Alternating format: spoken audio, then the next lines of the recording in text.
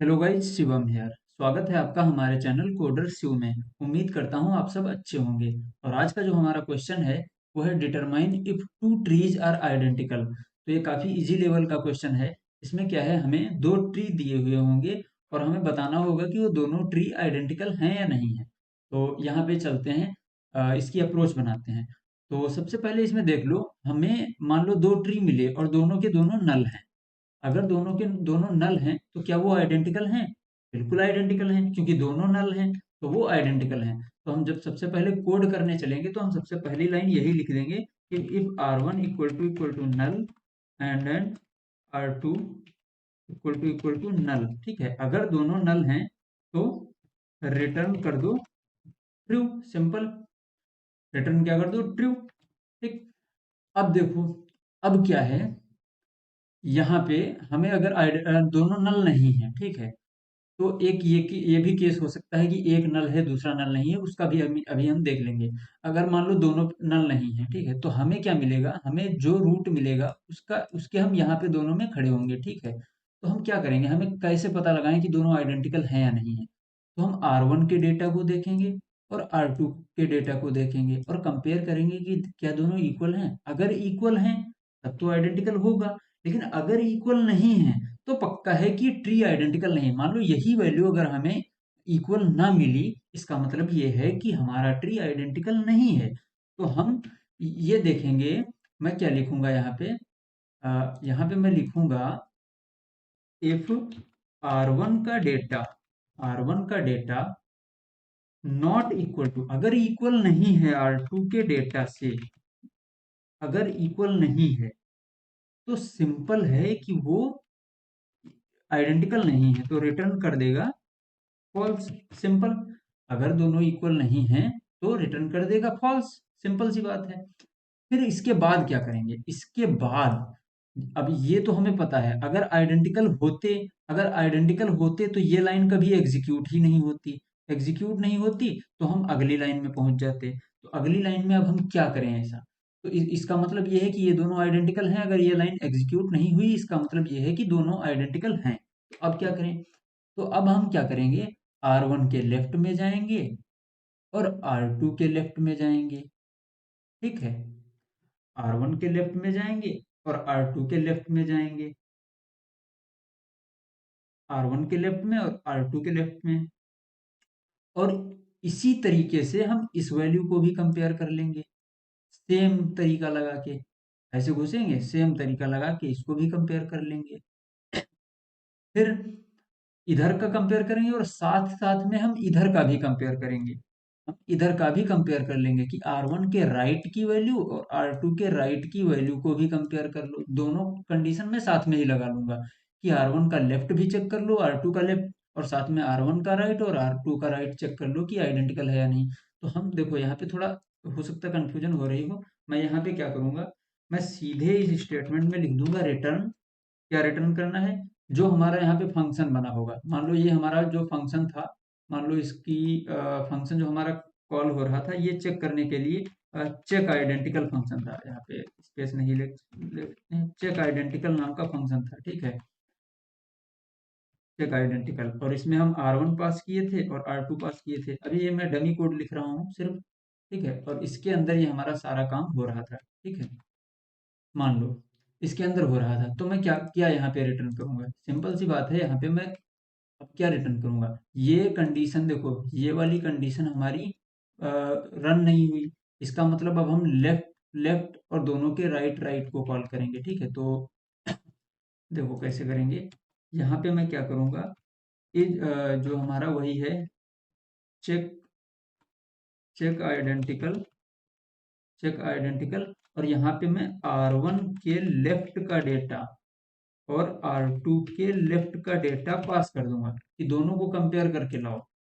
और साथ में ही अब ये काम मैं अलग भी कर सकता था, लेकिन मैं साथ में ही कर ले रहा हूँ, कौन सी बुराई है? चेक आइडेंटिकल R1 के राइट का डेटा, R2 के राइट का डेटा, R2 के राइट का डेटा चेक करके ले आओ। अब देखो, इस बात को समझना, इसको उठा के इधर कर लेता हूँ। ये क्या होगा, जब ये कंडीशन हमारी मतलब रन नहीं हुई तो यहाँ पे आएगा चेक आइडेंटिकल R1 का लेफ्ट और R2 का लेफ्ट। तो यहाँ पे ये इसका लेफ्ट और इसका लेफ्ट यहाँ पे पहुंच जाएगा, ठीक है, यहाँ पे और यहाँ पे पहुंच जाएगा। तो यहाँ देखेगा कि दोनों नल हैं, नहीं नल नहीं है, दोनों का डेटा इक्वल नहीं है। अब ये कंडीशन फिर से नहीं फॉल्स फॉल्स हुई, मतलब फिर से ट्रू नहीं हुई, इसमें दोनों क्योंकि इक्वल हैं। तो क्या करेगा, फिर से इसको कॉल कर देगा, अभी इसकी कॉल नहीं आई है, इसको फिर से कॉल कर देगा। तो इसको कॉल करेगा तो लेफ्ट में इसके जाएगा, लेफ्ट में इसके जाएगा। अब ये दोनों वैल्यू नल हैं, दोनों वैल्यू नल हैं, नल हैं तो ये रिटर्न ट्रू कर देगा। तो क्या होगा, इसको ट्रू मिलेगा, इसको ट्रू मिला और इसको भी ट्रू मिला। तो यहाँ तक हमें ट्रू मिल गया। अब जब ये इसको ट्रू मिल गया है तो ये अब अपने राइट की कॉल लगाएगा, यहाँ से राइट की कॉल लगाया, इधर को इसकी भी राइट की कॉल लगी, दोनों रिटर्न ट्रू मिलेगा क्योंकि दोनों नल हैं, तो इसको भी ट्रू मिल गया। अब यहाँ पे जब आ गया तो इन दोनों को ट्रू मिला था, तो यहाँ से वापस जाके दोनों को ट्रू मिल जाएगा, दोनों को ट्रू मिलेगा कि हाँ इक्वल है, ठीक है। उसके बाद इस देखो, दो बार ये हम लाइन बनाए हैं कि दो बार ये कॉल हुआ था। जब ये दोनों बार कॉल हो चुका होगा तब इधर का दूसरा राइट वाला कॉल होगा, तो इधर से 1 से 3 पे जाएगा और ये प्रोसेस बार बार रिपीट होगा, ठीक है। अब इसमें एक दिक्कत हुई है, वो दिक्कत कौन सी हुई है, अरे यार ये तो मिट जाएगा, चलो मिट जाए, जाने दो, अब ये चीज तो हो ही गई है। अब हमें समझना है कि इसमें कहाँ पे दिक्कत हो रही होगी, ये सब हटा देते हैं, दिक्कत देखते हैं कहाँ पे हुई होगी। ये कोड हमारा एकदम सही है, ठीक है, लेकिन इसमें एक मिस्टेक है जिसमें ये हमको सेगमेंटेशन फॉल्ट देगा। मान लो हमारे पास एक ट्री ऐसा मिला होता, ठीक है, और दूसरा नल होता, इसमें कुछ न होता, तब क्या होता, तो हमें क्या मिलता। जब हम इसमें देखते तो R1 तो नल है नहीं, R2 भी नल, R2 नल है, लेकिन दोनों कंडीशन ट्रू होंगी जब तभी ये ट्रू रिटर्न करेगा। तो ये कंडीशन नहीं रन हुई। तो अब देखो क्या करेगा, इसमें जाएगा तो चेक करेगा कि R1 का डेटा R2 के डेटा के इक्वल है या नहीं है। लेकिन यहाँ पे तो R2 का डेटा है ही नहीं, यहाँ पे तो कुछ है ही नहीं। तो ये कंडीशन ना हमें सेगमेंटेशन फॉल्ट देगी। यहाँ पे लिख के आएगा SCGG करके कुछ लिख के आता है, मुझे ध्यान नहीं आ रहा है, तो रन टाइम एरर भी दे सकता है, सेगमेंटेशन फॉल्ट देगा, ठीक है। तो इसको बचाने के लिए हम क्या कर सकते हैं, अब इसको बचाने के लिए हमारे पास एक बहुत अच्छा सॉल्यूशन है।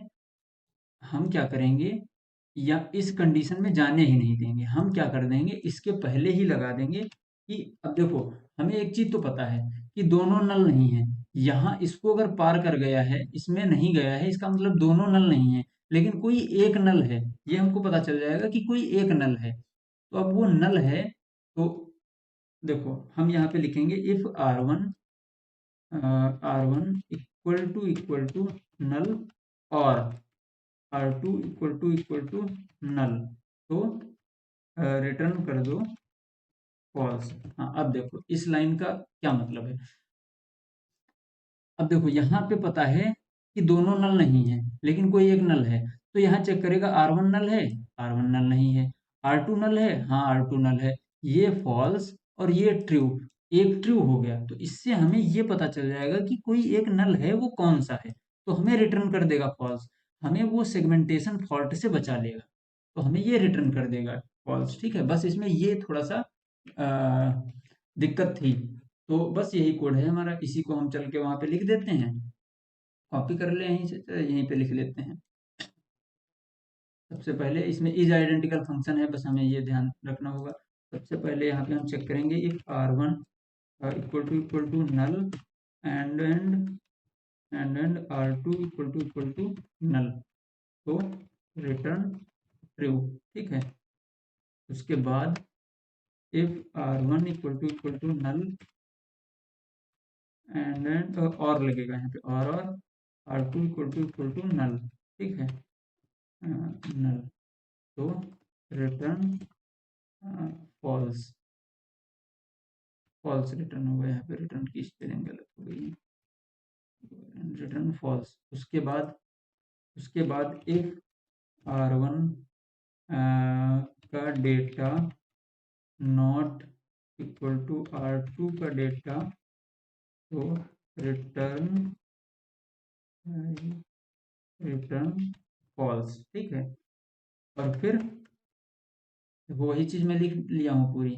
फिर ये वाला फंक्शन कॉल हो जाएगा हमारा, इसको फिर से कॉल कर दूंगा यहाँ पे। यहाँ पे क्या लिखूंगा मैं, रिटर्न इज आइडेंटिकल R1 का लेफ्ट कॉमा R2 का लेफ्ट, और एंड लगा देता हूँ R1 का राइट कॉमा R2। ये क्या है, फंक्शन कॉल करना होगा, इज आइडेंटिकल R1 का राइट कॉमा R2 का राइट। ये कॉल हो गया। इसमें क्या करता हूँ, एक मैं ब्रैकेट लगा देता हूँ, मेरी आदत है, फर्क कोई नहीं पड़ेगा। बस हो गया, इसको कंपाइल करते हैं। ये सबमिट करके देखते हैं, हो गया। तो उम्मीद करता हूँ आपको ये समझ में आया होगा। बस इसमें ये थोड़ी सी दिक्कत कर देता है, तो वरना सेगमेंटेशन फॉल्ट दे देगा। अगर मैं इसको अभी हटा दूं तो ये सेगमेंटेशन फॉल्ट देगा, पक्का है। तो उम्मीद करता हूँ ये सॉल्यूशन आपको अच्छा लगा होगा, और इस वीडियो को आप लाइक कर दो, शेयर कर दो, और चैनल को सब्सक्राइब कर दो। हम मिलते हैं इसकी नई वीडियो में नए क्वेश्चन के साथ। तब तक के लिए थैंक्स।